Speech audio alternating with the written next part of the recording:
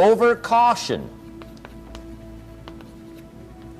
Some people never will have much. They're too cautious.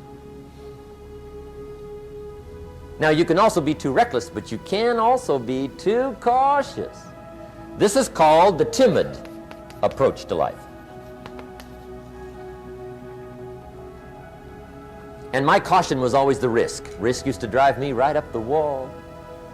I used to say, what if this happens? It's called the language of the poor. What if this happens? And on top of that, if this was to happen, look at the fix I'd be in. I better not try. I could always ace myself out. Then I'll tell you what changed my whole life when I finally discovered it's all risky. The minute you were born, it got risky. If you think trying is risky, wait till they hand you the bill for not trying. If you think investing is risky, wait till you get the tab for not investing. See, it's all risky. Getting married is risky. Having children is risky. Going into business is risky. Investing your money is risky. It's all risky. I'll tell you how risky life is. You're not going to get out alive. That's risky.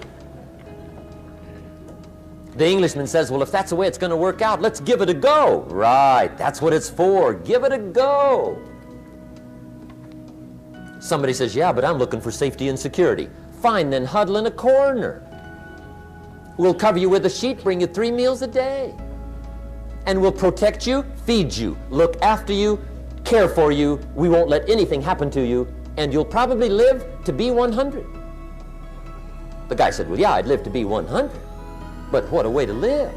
Right. What a way to live, safe and secure. Don't ask for security. Ask for adventure.